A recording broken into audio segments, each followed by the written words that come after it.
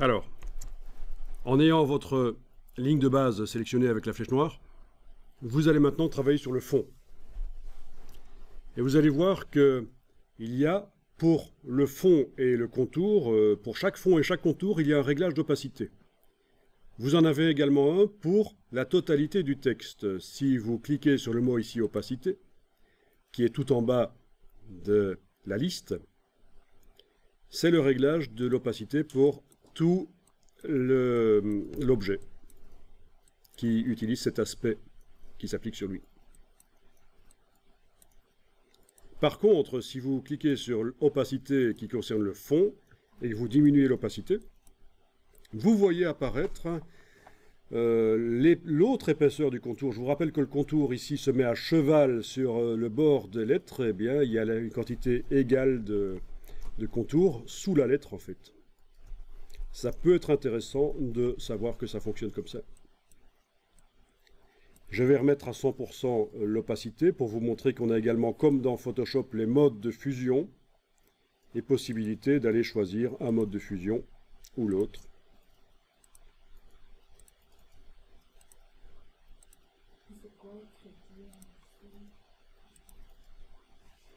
Alors, pour répondre à la question, ceci c'est ce qu'on appelle des masques. C'est des masques de fusion en fait.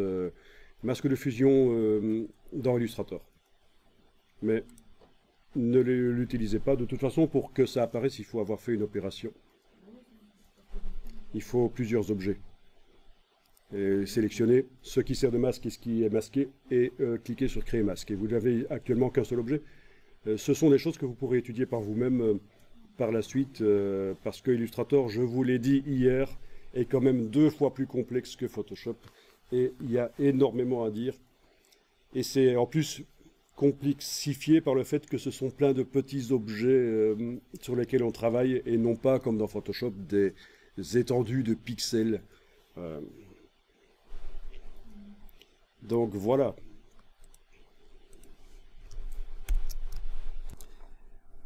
Donc il y a une possibilité dans Illustrator de passer d'un mode de fusion à l'autre en utilisant un raccourci, mais je pense qu'il va falloir le créer, parce qu'il n'existe pas, à mon avis, d'origine, mais je prends des pincettes en disant ça, parce que je ne suis jamais affirmatif à 100% quand je dis quelque chose, parce que ça évolue tellement. Et puis, moi-même, je ne connais pas tout, même si je connais pas mal les logiciels, il faut être humble, il n'y a personne qui connaît tout. Donc, je vais vous proposer une solution pour arriver à passer avec des raccourcis clavier d'un mode à l'autre. Je ne garantis pas que ça fonctionnera sur cette partie-ci, en fait, hein, mais on va voir. Alors, vous allez dans le menu Édition, Raccourcis clavier. Dans le bas du menu Édition, vous avez Raccourcis clavier.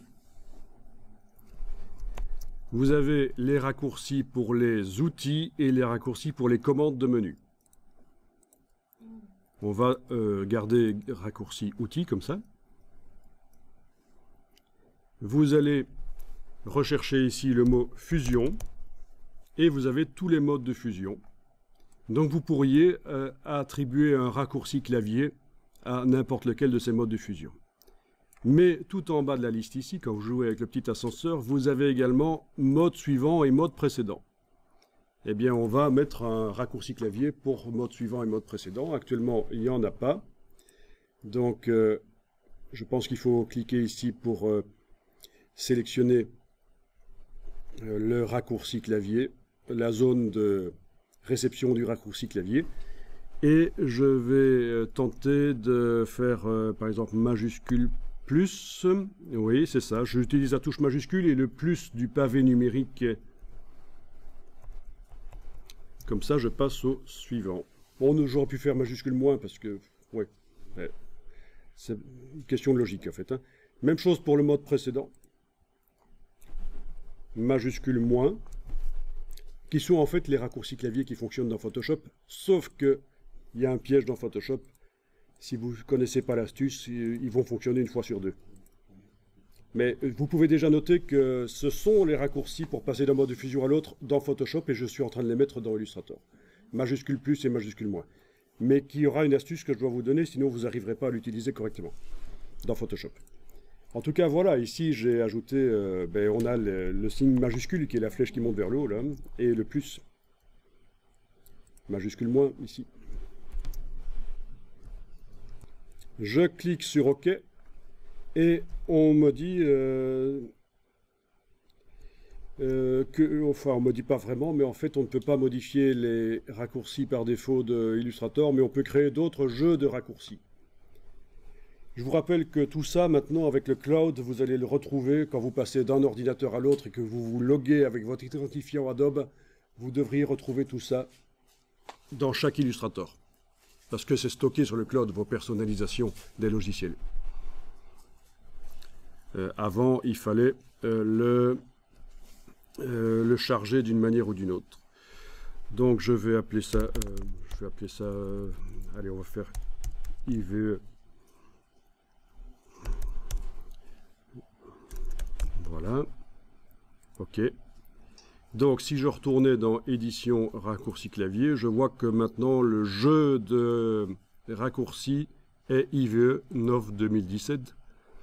On peut même exporter le texte pour avoir la liste des raccourcis clavier. Si vous en avez fait beaucoup, il est en train de créer le texte. Vous pourrez mettre en forme le texte, et évidemment, il m'a planté. Ne faites pas ça donc.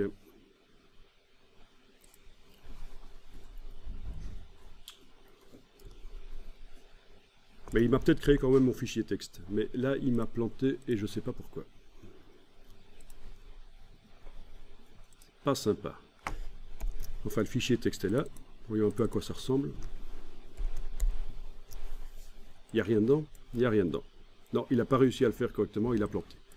Bon, oubliez ça. Donc, ok.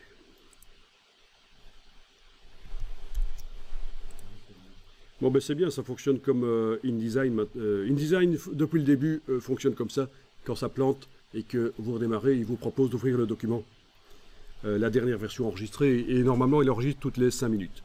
Illustrator fonctionne aussi comme ça maintenant, et Photoshop aussi d'ailleurs. C'est dans les préférences gestion des fichiers que vous pouvez régler ça, je pense bien. Et voilà, c'est ça. Dans les préférences gestion des fichiers, on voit enregistrement automatique toutes les 2 minutes. Vous pouvez même faire toutes les 30 secondes, toutes les heures, etc. Ou même désenclencher ça. Parce que ça bouffe quand même, ça prend évidemment de la puissance informatique d'enregistrer toutes les 2 minutes une copie du document en cas de plantage, à récupérer en cas de plantage. Ah oui, pour les documents complexes, on peut même désactiver. Preuve que, en effet, ça bouffe de la mémoire. Bon, donc ça c'est pratique, c'est bien. En fait, j'ai fait exprès que ça plante. Non. Édition, raccourci clavier, est-ce qu'il me les a enregistrés? Oui, ils sont là.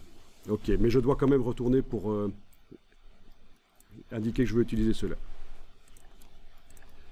J'étais dans la palette aspect.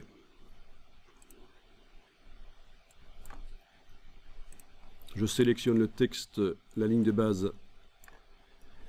Alors, gros piège avec la palette aspect. Quand vous avez sélectionné un élément, comme ici avec la flèche noire, je sélectionne ma ligne de base. Si vous désactivez en cliquant à côté avec la flèche noire, la palette aspect continue à vous montrer les derniers fonds, etc. qui étaient sur l'objet, le dernier qui était sélectionné. Et vous pourriez faire plein de modifications ici, mais ça ne s'applique pas sur le mot, forcément, il n'est pas sélectionné. Donc faites gaffe à ça. Je sélectionne bien le mot. J'en étais ici au fond, que j'ouvre ici, l'opacité. Voyons si le raccourci fonctionne. Non, il ne fonctionne pas. C'est toujours agréable. Si ça fonctionne, il ne faut pas cliquer sur l'hyperlien et faire apparaître la boîte. Quand je suis juste avec la ligne ici activée pour gérer l'opacité du fond, avec les raccourcis clavier majuscule plus, majuscule moins, j'arrive à passer de l'un à l'autre. Donc ça fonctionne, c'est parfait. Ça peut vraiment aider d'ajouter ce raccourci clavier à Illustrator. Parce que vous passez vraiment en revue tous les modes de fusion, et ça peut être bien. Notamment le mode luminosité, ici il est pas mal. Dans ce cas-ci.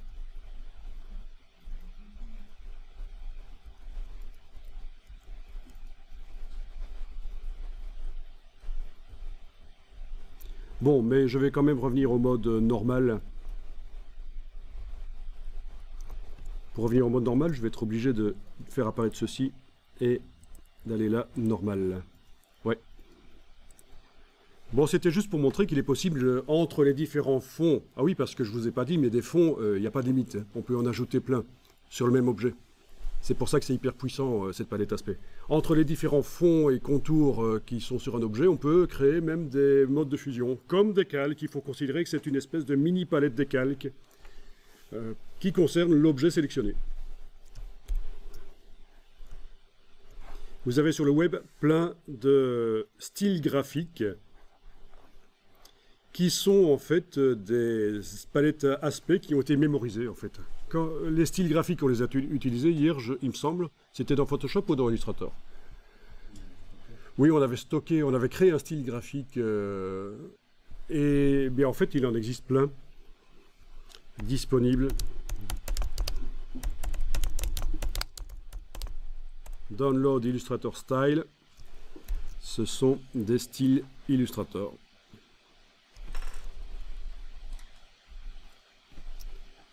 Et en fait, ce sont des palettes aspects mémorisées. Oui, on avait été prendre un style graphique de texte, je me souviens, et on l'avait modifié. Donc, on peut considérer aussi que cette palette aspect est une espèce d'usine à style graphique. Et aussi, un style graphique que j'ai été récupéré sur le web, je peux le modifier là. C'est ce qu'on avait fait hier d'ailleurs.